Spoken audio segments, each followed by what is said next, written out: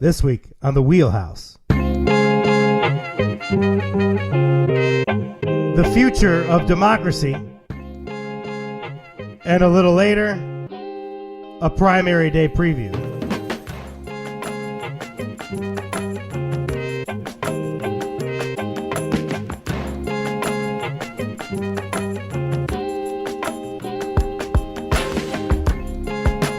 For Connecticut Public Radio, I'm Frankie Graziano. This is The Wheelhouse, the show that connects politics to the people.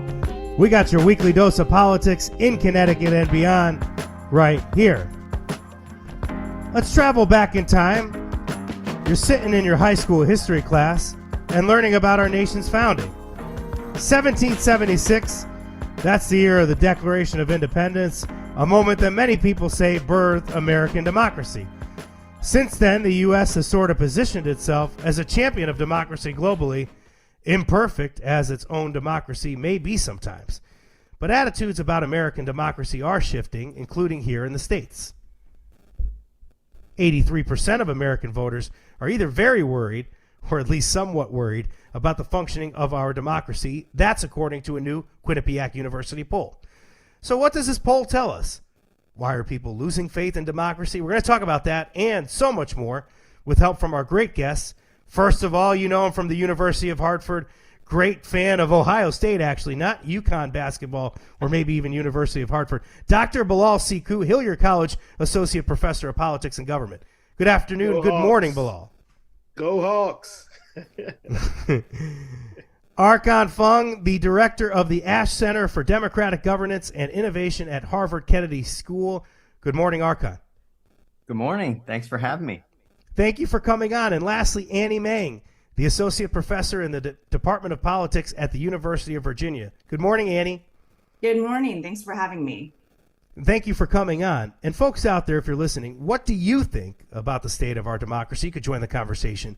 888-729-720-9677. Archon word democracy. But is America technically a democracy? Is maybe, I don't know, republic? Is that more accurate? I think America is technically a democracy in the sense that we have free and fair elections, with some exceptions. Most people at least have the opportunity to vote. So in that formal sense, we're a democracy. In another sense, we're not really a democracy.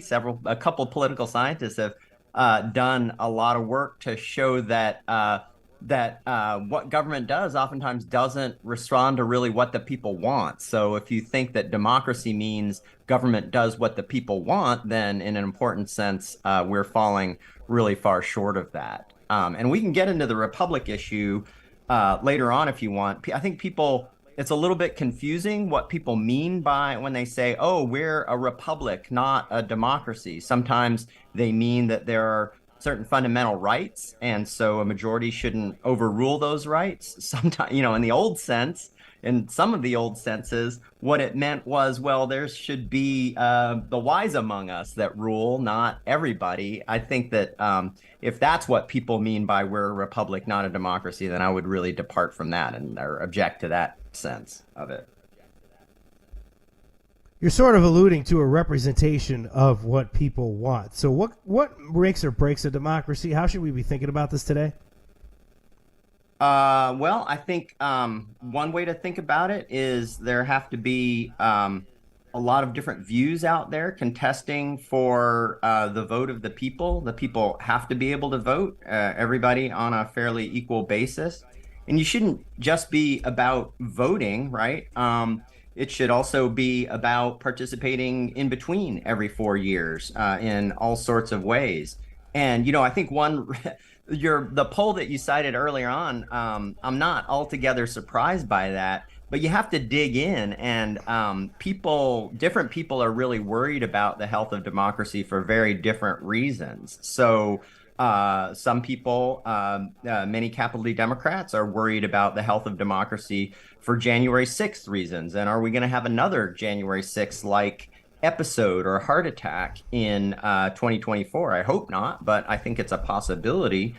And then many people who are on the Donald Trump side of things are worried about the health of democracy because they think that there was massive electoral fraud. The CNN midterm exit poll showed that something like an amazing statistic, something like 4 out of every 10 voters in the midterm elections just do not think Joe Biden won the election. So if that's really what you think, then you've got to think, well, we're not living in a democracy at all because we can't even count the votes right. Of course, there's no evidence to show that. I firmly believe that Joe Biden did. Well, we know he got more popular votes, and I firmly believe that he got the votes to win the Electoral College as well. But 3 or 4 out of every 10 Americans evidently don't agree with me. And a lot of the people that you'll talk to in an interview might say something like, Joe Biden is the president now. So they may have pivoted at least a little bit, but we're going to get more into the 2020 election in a little bit. But for an opportunity to put a timestamp on when democracy really began in America, we're going to go to Dr. Bilal Sekou. Was it 1776, Bilal? Maybe some other time? What do you got? Well, 1776 obviously is the date that many Americans talk about, the birth of the nation with the American Revolution and the declaration by the colonists to declare their independence. But, for me, I really marked that date with the passage of the Voting Rights Act during the 1960s, probably along with the Civil Rights Act of the 1960s, as well as two really key moments in American history in which most Americans are able to vote. And of course, we can talk about the expansion of the franchise to 18-year-olds as also being another pivotal moment. And so in my mind, those are the moments where America comes closest to being able to declare itself a democracy. Before that, we had widespread, suppression of the voting rights, especially of African Americans, indigenous people, Latinos throughout the history. If you go even back to the founding of the country and the Constitutional Convention, they came out of that in which only white males who owned property, for the most part, were able to vote. White women were not able to vote. Of course, the African population was enslaved and unable to vote. Most people of African descent in the country, though there were some free blacks who were able to exercise the right to vote in some places, but eventually over time, they lost that right to vote. And so in my mind, America, comes closest to being a democracy in which you have, free and fair elections, you have almost full participation by most people, setting aside for a moment the disenfranchisement of people who have felony convictions and, and some other folks as well.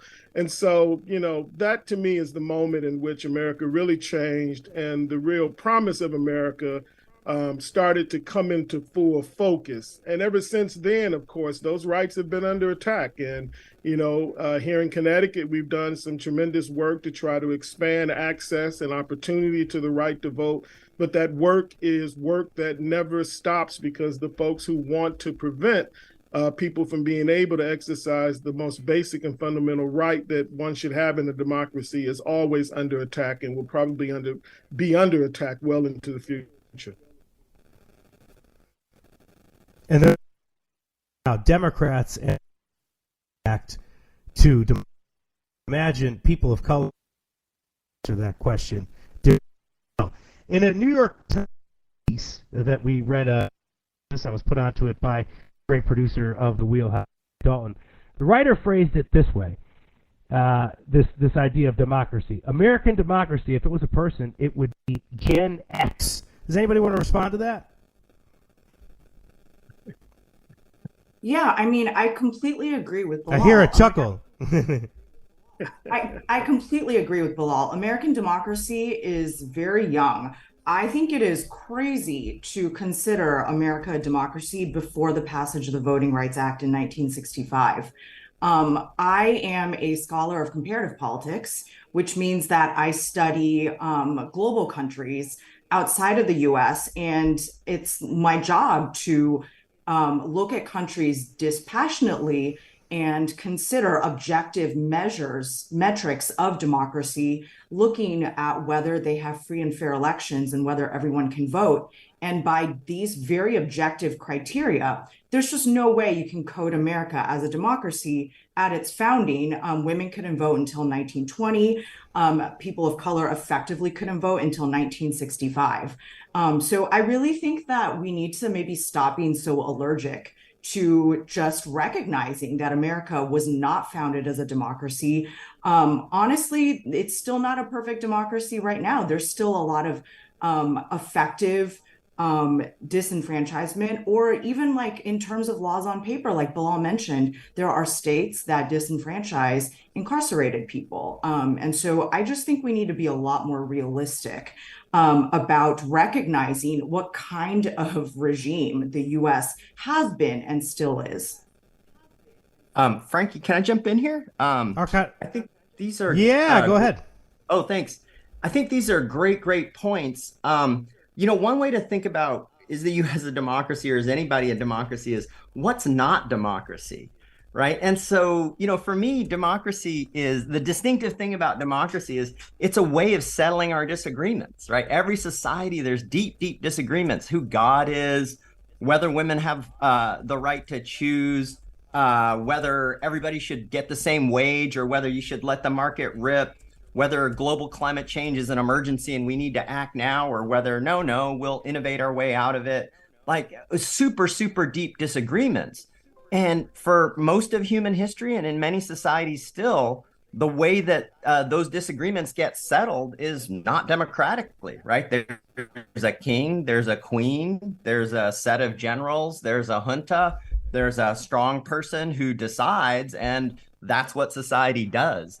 The distinctive thing about democracy is that it's not that small group. It's a much larger group, and ideally everyone who gets to decide. And that's what's really special about democracy. And all of the flaws and deep shortcomings, not least of which is enslavement, the ultimate denial of the franchise, characterized, of course, certainly at the founding through the Civil War up until the 15th Amendment.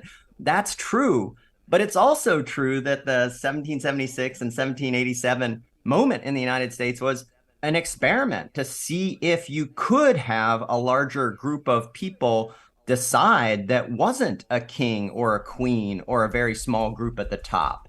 And nobody knew whether that would work, right? I mean, you think about Lincoln's Gettysburg Address, the nation conceived in liberty and dedicated to the proposition that all men are created equal. We are now engaged in a great civil war, testing whether that nation or any nation so conceived and so dedicated can long endure, right? We just didn't know. And it's true that, up until the 1830s is a very small percentage of the population that could vote, right? White propertied men. And then it kind of grows a little bit over many decades until the Voting Rights Act, right? As a recent and very important step in that. But I just don't want to lose. There's like 100% of people deciding is the ideal. But on the other end of the spectrum, there's one person deciding or five people deciding for a whole society. And that's where most of it was. And that's what's one of the things that's special about the 1776 and 1787 moment that you point to. Frank, if I can Archon, I want to stay with you, but... Oh, okay. Go ahead. I was going to say, Frank, you go ahead though, Bilal, really quickly, if you can. If I can just add something, when I teach about, the founding, I talk about the sort of Western philosophical traditions that influence the framers of the Constitution. And generally, there's a lot of consensus on the role of classical republicanism and classical liberalism. But what I think you get less consensus on is also inegalitarianism. And so, to be, very clear about the founders, they had their apprehensions about democracy, especially direct democracy. And when you look at our constitutional framework, there are a lot of features that are built in which really are anti-democratic. And I think some of the problems that we have now in our political system and, that's creating some of the, sort of chaos we're seeing occur is really a function of some of those problems that were built into the system from the very beginning. And, a longer discussion would talk about the role of the Electoral College, would talk about For example, the Senate. I mean, I think it's insane that a state like Wyoming with 500,000 people or fewer has the same number of senators as the state of California, which has 40 million people. That's not likely to change. But what that produces is a political system in which, small states, mostly rural, mostly white, have an extraordinary amount of political voice in the system, to the point where we may actually be at a point where hemisphere, the tyranny of the majority, we may in fact be faced with the tyranny of the minority now, as our country demographically changes, and we have these tensions around a lot of the issues that Archon has raised, whether it's immigration, whether it's issues around the economy and jobs and social welfare. I mean, all of these kinds of things really are becoming even more and more difficult to find some sort of solutions, and to have that kind of cooperation and compromise that's necessary as people polarize, especially regionally, but also in terms of partisanship. And then a big question, too, is whether or not, or how officials react to that. Great conversation we're having so far on the Wheelhouse this morning. 888-720-9677, 888-720-9677, the number if you want to call. The idea for the show came from a very recent Quinnipiac poll on American attitudes about democracy today, and we asked someone involved with that poll for some insight. I'm Tim Malloy. I'm a polling analyst for the Quinnipiac University poll. We found that an overwhelming majority of Americans, 83%, are either very worried or somewhat worried about the system of democracy being able to actually function in the United States. Annie, I want you to react to that clip. Are these results surprising or expected? What do you think? Well, I'm not surprised by these results, in part because, so just to be clear, I think that there are reasons to be concerned. Similar to how I think that there are always reasons to be concerned about the quality of our democracy. As our previous conversation has reflected, we were just not very democratic before.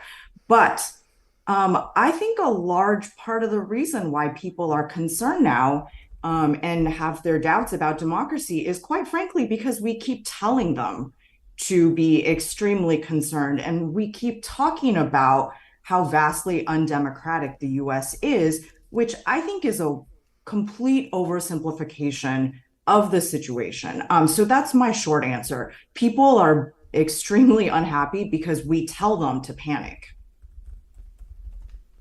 That was a truth bomb right there from Annie Mang. I really appreciate that. I enjoy the characterization of oversimplification too. Tim also told us about how, attitudes about democracy did or did not, I guess, shift depending on the respondent's political party. Pretty much close to equal. And so that's interesting because it's people have different reasons for being concerned about the state of democracy. More Democrats than Republicans are concerned, but not in a dramatic way. Bilal, are the reasons why Democrats might think democracy is threatened sort of wildly different from the reasons why Republicans might think that? Wow, that's a big question, and I think in many ways, I mean, it's interesting that you have three political scientists on this call, because I really think that as a political scientist, I think about what happened in the 1950s, how sociologists missed, for example, the civil rights movement, and I think political scientists missed the emergence of illiberalism globally, but also this democratic sort of decline, of support even in our country. And I think part of the problem, is that we were convinced, especially after the Voting Rights Act, the Civil Rights Act, the election of a Black president, and throughout that period, that America had moved beyond that. And then the collapse of the Soviet Union. And so what has emerged since then is a society that is really grappling with demographic changes. I mean, the reality is that America, political system perhaps function at a more optimal level, the way people sort of wish it would get back to during a period in which disenfranchisement of large numbers of non-whites was the norm in this society. And so what we're really challenged with today is how do we create an inclusive, multiracial democracy that doesn't trigger the kind of anxiety and backlash that we're starting to see against the creation of that kind of society, which is not only with regard to our political system, but also in our economic system. The reality is people of color are now, moving into positions of power and influence in our culture and our economy. And that's uncomfortable for a lot of Americans. And they're really not adjusting well to those kinds of changes. And I think that is part of what is fueling some of the challenges that we're faced with today, in addition to deindustrialization and, economic dislocation, jobs moving abroad. I mean, all of these are real issues that people are really concerned about, and they are finding their way into our political system and the political conflict that many of us are now faced with. And when you ask about, go ahead, Amy. Can I just add really fast? I think that last point that Bilal said is extremely important. Why do we see a backlash? We see a backlash because the US has been democratizing, because previously disenfranchised people have voice and they have been gaining influence and representation, right? And I think that all of the discourse and all of the conversation is focusing on the backlash without recognizing where it came from. It is coming from the fact that democratization is extremely difficult, and democratization often challenges people who used to be in power. And so I think that that's just like a huge problem with how I think a lot of this conversation has been framed. And honestly, it's why people are really scared and worried, because we have not told the entire story.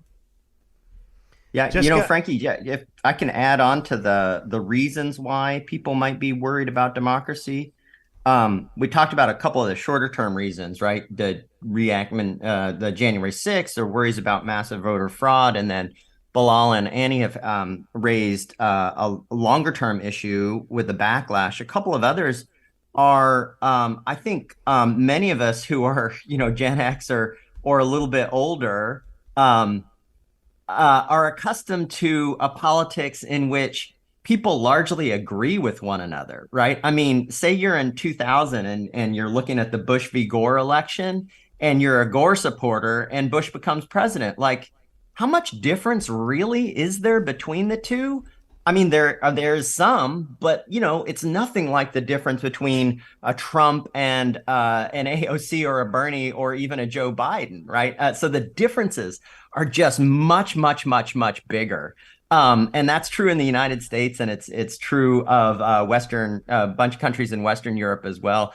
There's a story in which somebody's asking Margaret Thatcher, the famous, very important prime minister of Britain, at a dinner party after she's done being prime minister. And he says, well, what's your greatest, she was a Tory, a conservative prime minister. And somebody asked her, well, what's your greatest achievement? And Lady Thatcher says, our greatest achievement is Labor, the current Labor Party, because they're just like us now. We won the argument. And that's kind of true for a bunch of post-Reagan Democrats from Clinton up, maybe even up until first term Obama, right? Is that it was kind of the difference, provocatively choosing between vanilla and French vanilla ice cream. And that, I don't consider that a very democratic, small d democratic state, because I think there should be, wider debates. But now there are really wide debates. There's defund the police. There's universal basic income. There's let's build a wall. There's America first, right? The range, there's like no immigration. The range of debate right now and what people are fighting for is just much, much wider than it was, say, between 1980 and 2010. And it takes a lot of small d democratic muscles that we just don't have yet. And hopefully we will get to deal with that wide range of disagreement. For most of my political lifetime, there was no QAnon, right? I mean, there was, but, it was like Xeroxed crazy newspapers with tinfoil hats, not, large following on social media, because there wasn't social media. And so there were, fringe voices out there, but I mean the profession of journalism was filtering a bunch of that out. Now the filter's gone, and we need the muscles to deal with this much, much wider range of disagreement. But I think this is a great illustration of how we've democratized, right? Why did everything seem so peaceful a few decades ago? Annie, just really quickly, because we do have to go to break. Go ahead. Everything seemed so peaceful before because everyone in power, congressional representatives, were all white men, right? Like, there's no way we would have had a voice like AOC a few decades ago. And so the fact that there seems to be wider disagreement now just reflects the fact that there are more voices in power. And what I would say here is that you three have done a tremendous job to get at the heart of this conversation at the end of this segment. Terrific conversation, but it's not over yet. From Connecticut Public Radio, this is The Wheelhouse. I'm Frankie Graziano. More on the future of democracy in America, including how January 6th and insurrection plays in all of this. 888-720-9677.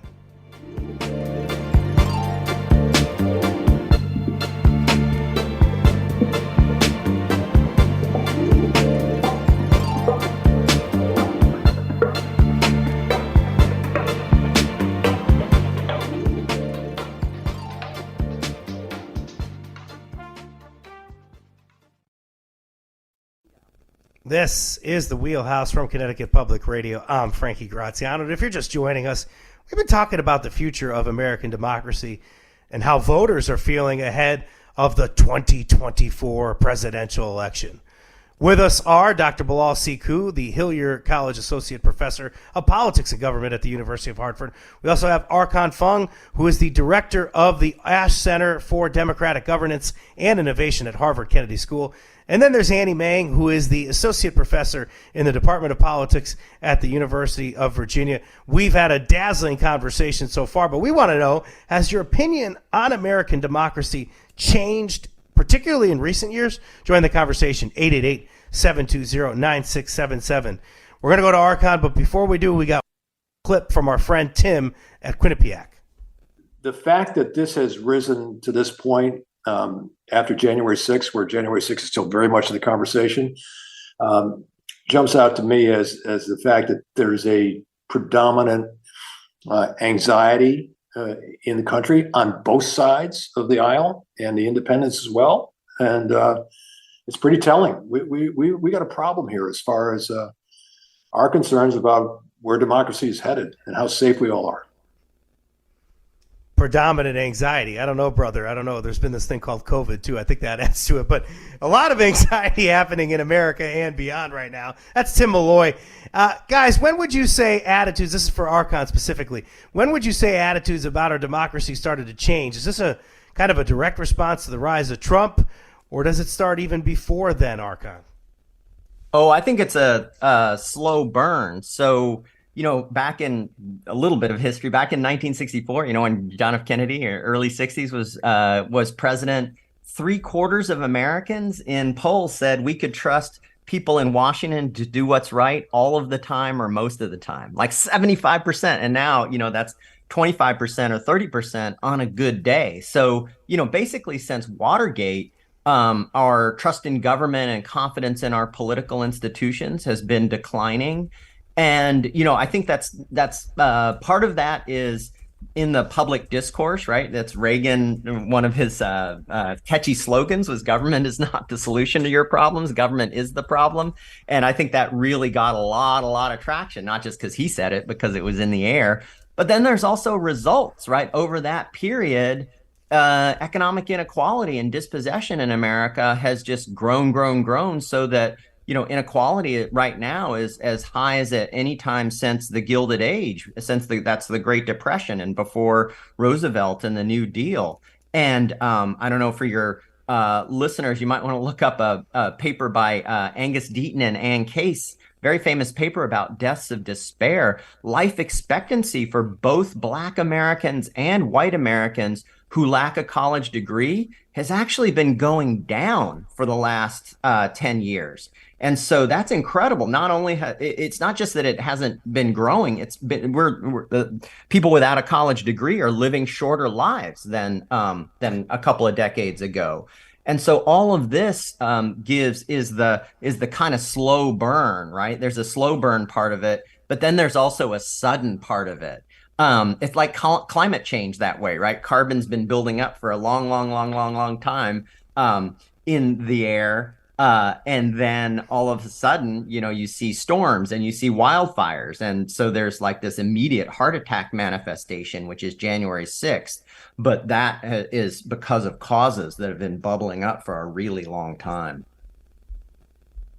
Frankie, I was going to say, I like a lot of what Archon, just added. I would add a couple more things, I think, that have been really important for sort of triggering this slow burn and this building backlash as well. I would add in there, the rights movements of the 1960s, those rights movements really transformed society, whether you're talking about the Black Civil Rights Movement, the Chicano movement, the women's movement, the LGBTQ movement. I mean, many of these things made a lot of Americans uncomfortable with where the direction American society was headed in. I think the Vietnam War and the conflict over that war added to the mix. And I would add Watergate as well as being moments that have really sort of triggered, a deepening sort of crisis in our society, which has been a slow burn. When Lyndon Johnson signed the Voting Rights Act, he said, we've lost the South for a generation. Well, they've lost the South, the Democrats have, for more than just one generation. And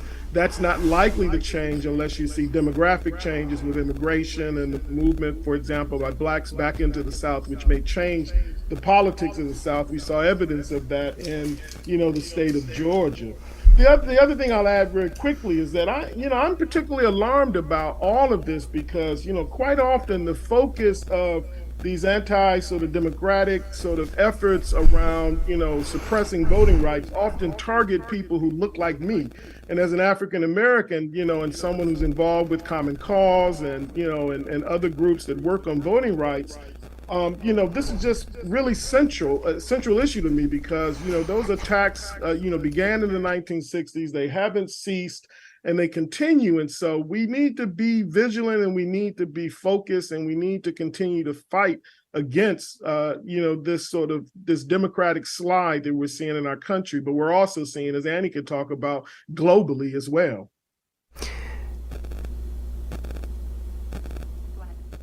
Annie Mang, you go ahead and that's a nice little throw of the pass there on the eve of the NFL season from Bilal Siku. Thank you, Bilal, for sharing your perspective. First of all, I appreciate you. But a nice throw of the pass down the field to Annie Mang, who can tell us about democratic backsliding and why, as cool as the term sounds, it's not cool at all. Go ahead, Annie.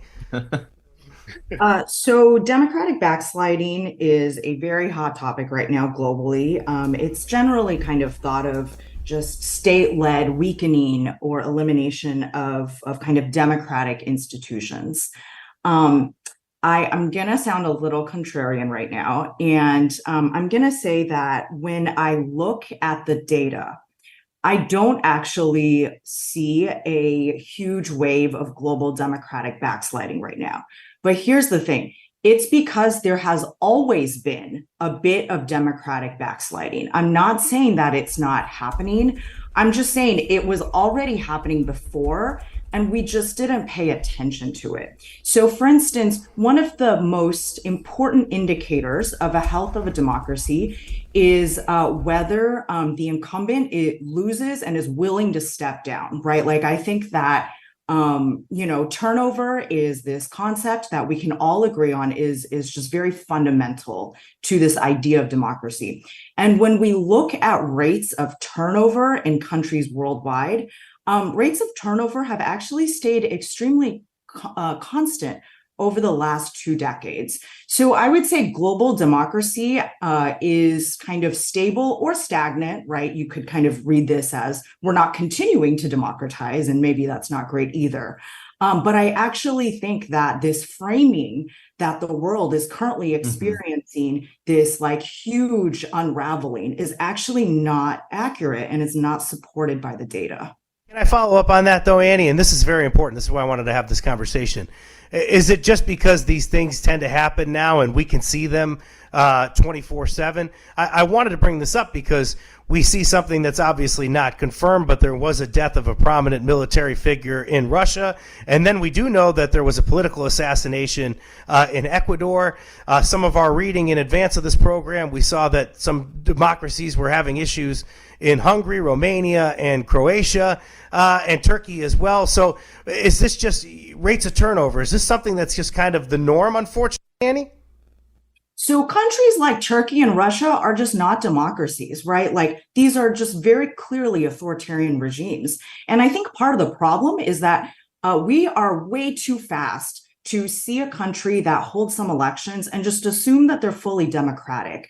The reality of modern day authoritarian regimes is that these dictators have gotten smart enough where they know that they need to kind of appear democratic. So almost all dictatorships nowadays, after the Cold War, they hold multi-party elections, they have legislatures, they have parties. They're just really good at appearing democratic. That does not mean that they're democracies. And so I think a huge part of the problem is that we're not carefully examining the starting point before we jump right into talking about whether there's backsliding or not. And the thing is, the starting point is that a lot of these countries are kind of modern day dictatorships that have elections. They were really never fully democratic to begin with. His name has come up throughout this conversation. Donald Trump, he's the first ever president, current, former, to be indicted on criminal charges. Archon, not one, not two, but 4 criminal charges. How much of a test is this for our democracy? Is it a turning point? What do we think about this ahead of the 2024 election? I think the turning point was 2020, and this is the fallout from that. For those who haven't read the indictments, especially the one of the federal indictments with the 4 charges, I encourage you to read them. 2 of the charges in particular, I think, are important legally, but also for the public debate. One is conspiracy to defraud the country, and the second is conspiracy to deny voters of their rights, right? And so I think that those are really important because we often think about, Donald Trump and Joe Biden or the Republicans and the Democrats, and this is a tiff or a boxing match between them. But it's really, to me, it's certainly that. But the important thing about it is that it's not about them. It's about us, the voters, and whether or not we get to choose a candidate of our choice who then gets to become president of the United States or member of Congress or Senate or whatever. And that's the really important thing that happened and that's at stake here. And I guess I think it's the 2020 is important for a couple of reasons. On this Democratic backsliding issue. One is I believe it's the first election in the history of the United States in which the loser did not consent. There is no loser's consent. He still hasn't consented to having lost. And so maybe that sets the stage for 2024. And listeners should realize that many of you were probably remember the 2000 election, Bush v. Gore. And it was so close, right? Down to 500 votes in Florida. And all of us thought, well, that's just like a butterfly, flapping its wings, 1 in a billion chance. It's never going to happen again. We don't have to worry about it. But just about every presidential election, or many of them since 2000, has just been razor thin in the Electoral College. And so we're in this era now of presidential elections where many of them are just on the razor's edge, and we can expect the loser to fight. So that's the first thing. And then the second thing is now many supporters don't want our champion to concede, right? So imagine that Biden in 24 is in the position that Gore was in 2000, right? And Gore's famous concession speech was, I think I won the election, but the Supreme Court gets to decide, right? And so would you, if you're a Biden supporter and it was razor thin, and you think your guy got more votes to win the Electoral College than Trump, and your guy is Joe Biden, and the Supreme Court says, no, Trump wins it, would you want Biden to give the same speech that Gore did and concede the election? And my guess is that a lot of Biden supporters would say, hell no, We don't. We want him to fight. We're not going to concede. And so, appreciate that enthusiasm, Marcon. That is very good. Source of Democratic fragility is our enthusiasm for our candidate is a source of Democratic fragility. On the way out here, I just want to say that the state of Connecticut, where we live, codified the Federal Voting Rights Act into state law this year by folding it into the budget implementer. There was also early voting. These are things Connecticut doing to try to preserve democracy, or at least appear to be doing so. Also paving the way for voters to decide via constitutional amendment on Election Day in 2024 if the state should adopt no excuse absentee balloting. What a terrific conversation we had with Annie Mang, Archon Fung, and Dr. Bilal Sekou. Thank you so much for joining us on the Wheelhouse this morning. Thanks a lot. Thank you so much. Coming up, a preview of next week's primary day here in Connecticut. You can join the conversation, 888-720-9677.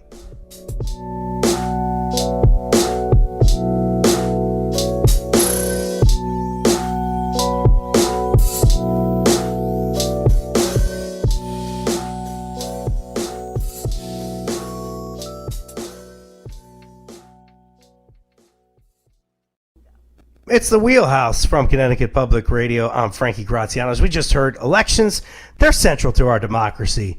And it just so happens we got one coming up next week. That's right, Tuesday's primary day here in Connecticut, from Bridgeport to Hartford. Some of our major cities will effectively decide who will be their next mayor. Back for another primary preview. We've got a good friend of the show with us. I don't believe he has a prodigy.net email like one of the other candidates I tried to reach out to recently. It's Mark Pazniokas from the CT Mirror. He's the Capitol Bureau Chief there. Good morning, Mark. Good morning, and nobody's called me a prodigy in a long time. Hey, primary day. We're in a solidly blue state like Connecticut. Does it effectively determine who eventually gets into office post-November? What do you think? It depends on where you are. We see primaries in some of the big cities in which the Democratic primaries, in almost every case, will dictate who will be the eventually winner in November.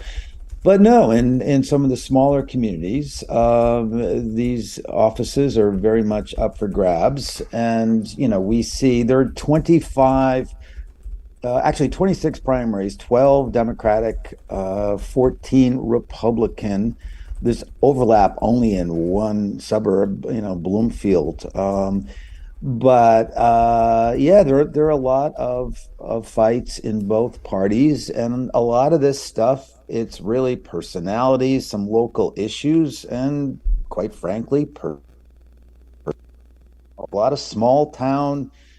Everybody knows each other, and these can be family feuds. We've got there's a Republican primary in Connecticut's smallest city of Derby, and of course a Democratic primary in the largest city of Bridgeport. So it's kind of all across the board.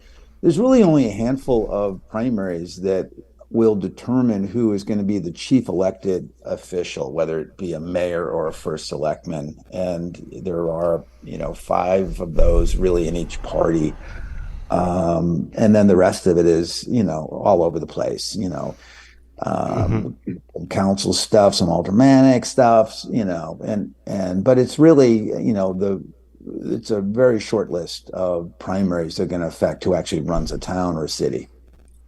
It's not the Hatfields and the McCoys. It's more of the DiGiovannis and the Zekins, it sounds like, from Mark Pazniokas this morning. Thank you for joining us via Zoom here today. You mentioned Bridgeport. What are the big primaries this year? Give me Bridgeport, New Haven, Hartford, if you can, in a condensed format. I think the one that gets the most interest is Hartford, because it's an open race for mayor. And we have a 3-way Democratic fight, which always makes the dynamics interesting. Who does that dynamic help? We have the endorsed candidate, Arunan Arulampam. And then two well-known, 2 people have been around forever, John Fonfara, who's a state senator, and Eric Coleman, who was a state senator, then became a judge and is now retired. It's a generational fight. Arunan is 37, Fonfara is 67, Coleman is 72. It's, again, racial and identity politics are always at play in the cities, but this one is a little bit harder to kind of read there because Arunan is he is of Sri Lankan descent. He was born in Zimbabwe. He seems to have support all over the city. Fonfara's district is a South End district. Fonfara is white, Coleman is black, his base is the North End. And so, trying to read it the way that sometimes it's quite easy to read in Hartford politics, this picture is kind of muddied. And then in the other races, it's just not the same interest or stakes, it seems. Joe Ganim is being challenged by John Gomes. Gomes is, it's the classic Bridgeport story. Gomes had once been part of the Ganim administration. He's taking on the mayor. In New Haven, a very racially diverse city, you have a white incumbent being challenged by a white challenger. Justin Elliker challenged by Liam Brennan. It's funny, Waterbury was the only other city of any size that had an open race for mayor, and there's not a primary in either party for the mayoral nomination. Paul Pernaruski versus Don Majorano there.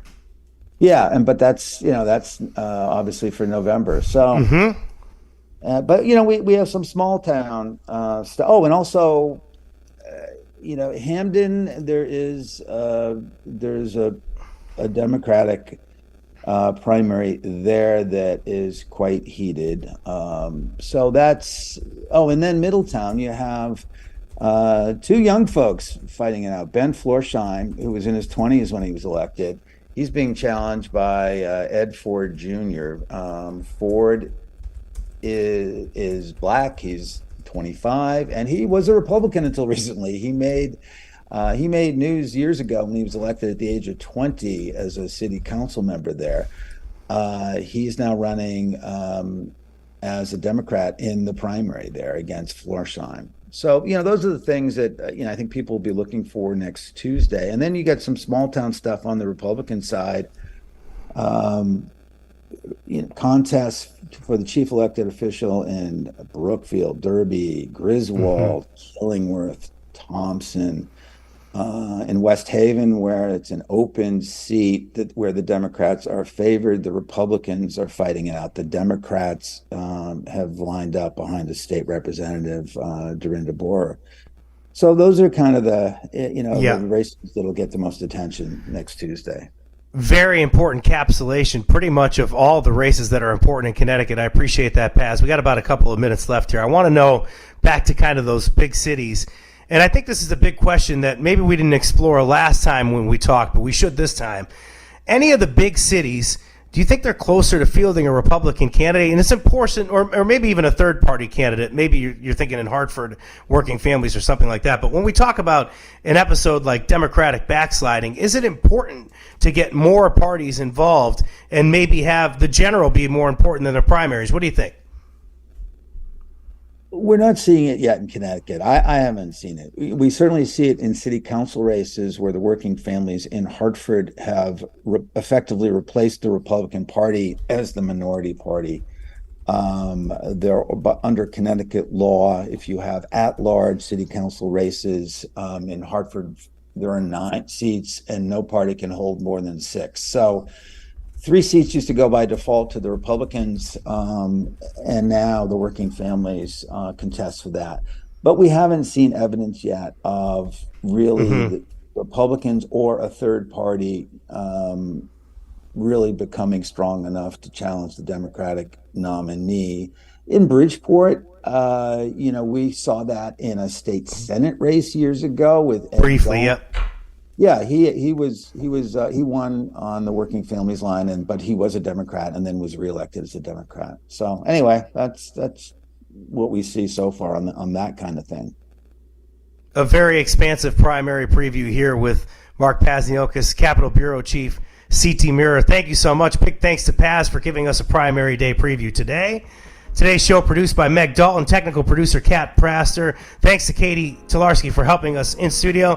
Download The Wheelhouse anytime on your favorite podcast app. I'm Frankie Graziano. This is The Wheelhouse. Thanks for listening.